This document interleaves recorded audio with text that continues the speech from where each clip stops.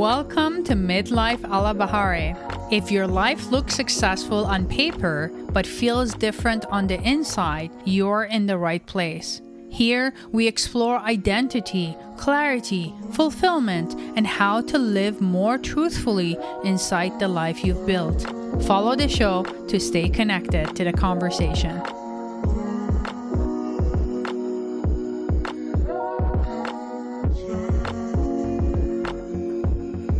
Hello and welcome back to Midlife Ala Bahari. I am so glad you're here. Before we begin, just take a moment to settle. You don't need to figure anything out right now. Just listen for what feels true. You know what I think happens to a lot of capable people? They don't lose touch with themselves in some huge dramatic way. It is much quieter than that. They just get used to pushing through. They get through the day, they handle what needs to be handled, they keep things moving, they do what they need to do, and then later, usually much later, they realize, oh my God, I was already tired, I was already irritated and didn't realize it. I already knew I didn't want to do that. I already felt that this was too much. And that's what I want to talk to you about today. Why capable people stop hearing their own signals. And I'm not saying that from some detached theoretical place. I'm saying it as someone who knows exactly how easy it is to keep going, keep carrying, keep functioning, and only realizing much later that something in you had already started saying no. If this resonates, this episode is for you.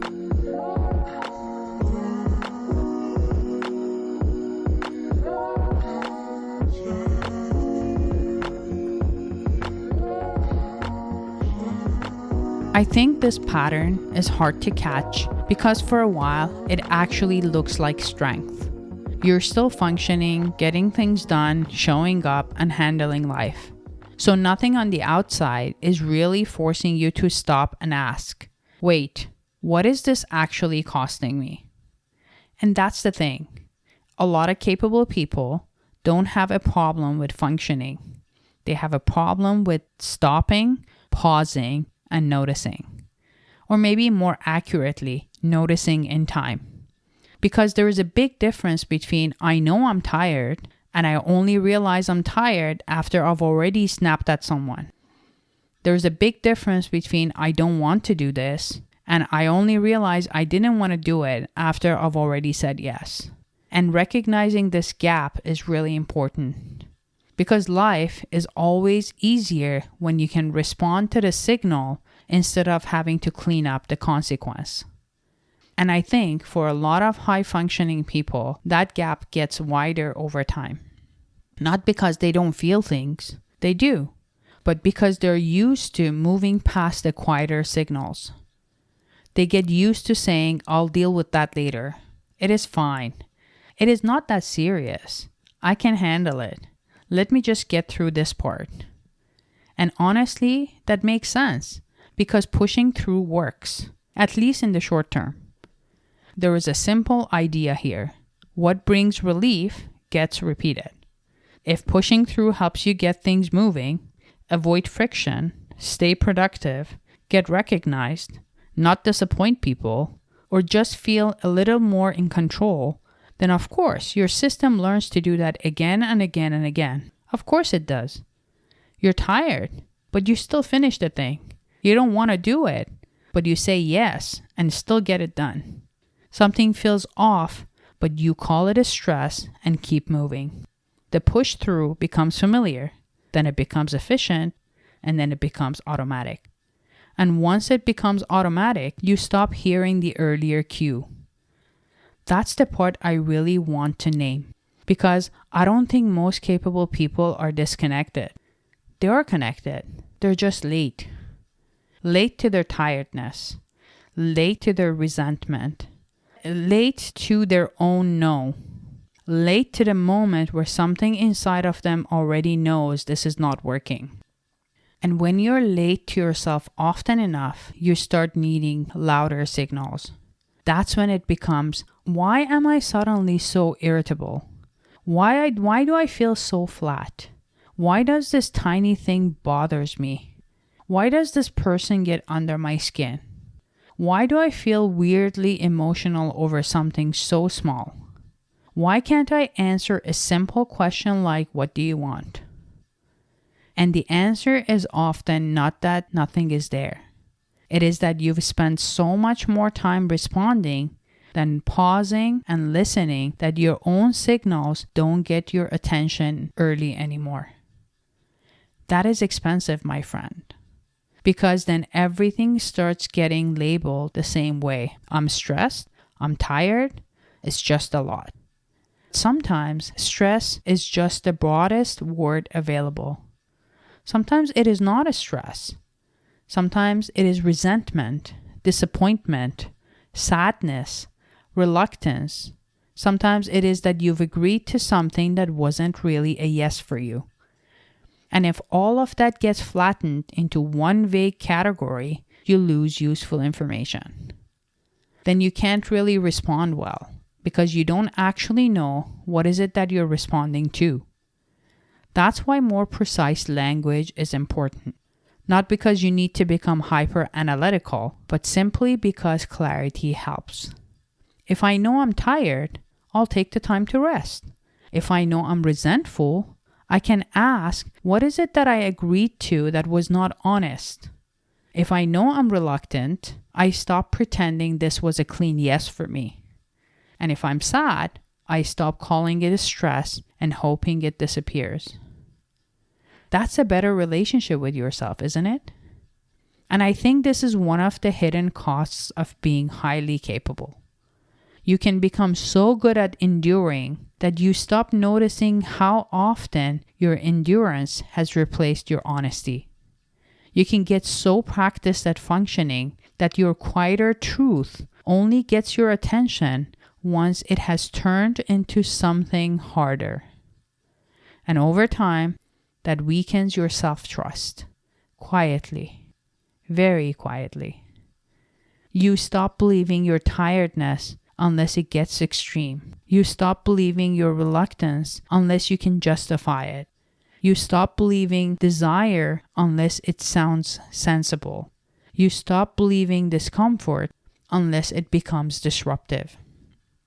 So now the quiet signals don't count. Only the loud ones do. And the loud ones are always much more expensive. That's why I don't think the answer is just rest more. Sometimes rest is part of it, but rest doesn't fix vagueness. Rest doesn't fix self-override. Rest doesn't automatically make you more honest with yourself. What helps is earlier honesty. Hearing the tiredness while it is still just tiredness. Hearing the reluctance before it turns into resentment. Hearing the sadness before it becomes flatness. Hearing the no before it becomes something you have to recover from later. That's the shift. Not becoming softer, not becoming dramatic, just becoming less late.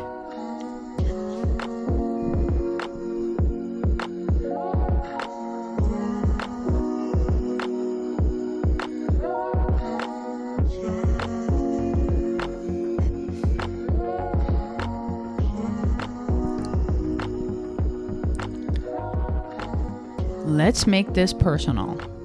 If this pattern is active in your life, I don't think it is hiding in some huge dramatic area. It is probably in a small moments. The moment before you say yes. The moment before you brush something off.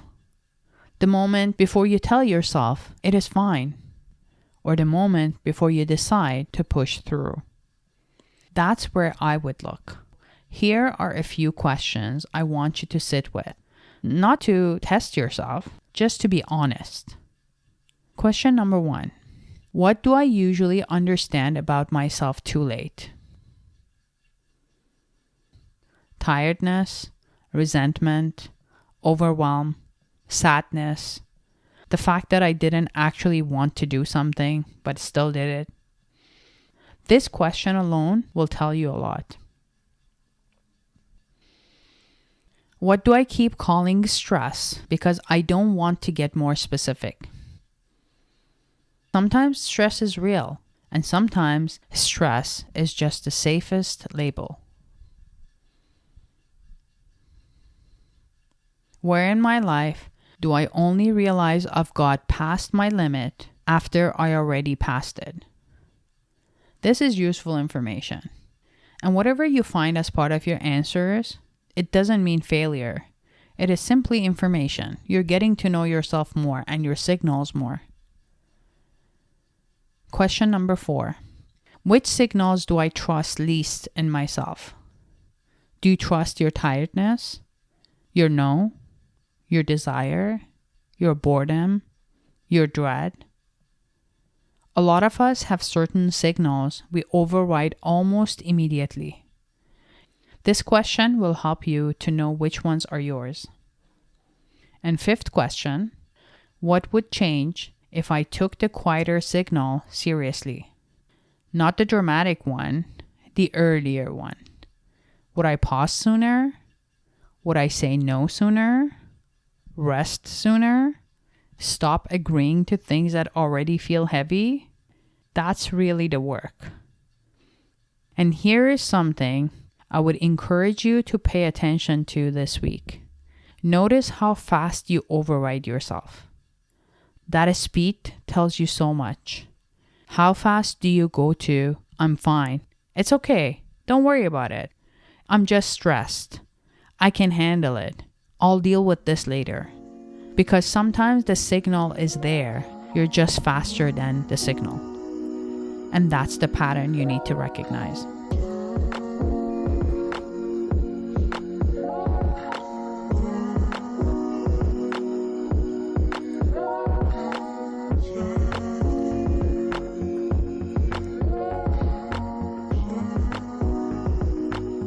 Now, let's make this practical. For 1 week, once a day, I encourage you to pause and ask yourself, what am I most tempted to dismiss right now? That's it. Simple question. You can write it down if you want, you can say it into your phone, or you can just think to yourself. Answer it honestly. What am I most tempted to dismiss right now? Then ask yourself, if I took this seriously now, while it is still small, what would I do differently? Not to make your life heavier, just to make your inner world more legible. And here is the standard I want you to test this week. I will not wait for the signal to get louder before I listen. This is your standard for the week. Not I'll stop being capable or I'll stop pushing myself. Just, I won't keep assuming the quiet signal doesn't matter. Because it does. And that's where I want to leave the conversation today. A lot of capable people are not disconnected from themselves in some dramatic way. They're just used to hearing themselves late. Late enough that tiredness becomes sharpness. Late enough that no becomes resentment. Late enough that sadness becomes flatness. And late enough that truth becomes more expensive than it needs to be. And if that's happening to you, the work is not to become less strong. It is to become more honest sooner. To let the quiet signal count. Because your life gets better when you stop needing louder suffering just to believe yourself. If this episode resonated and you want to go deeper into this work personally, you can explore my work through Sage and You Coaching. And if you want to keep having these conversations with me, follow Midlife Alabahare wherever you listen. Thank you for being here. I'll see you in the next episode. Peace out.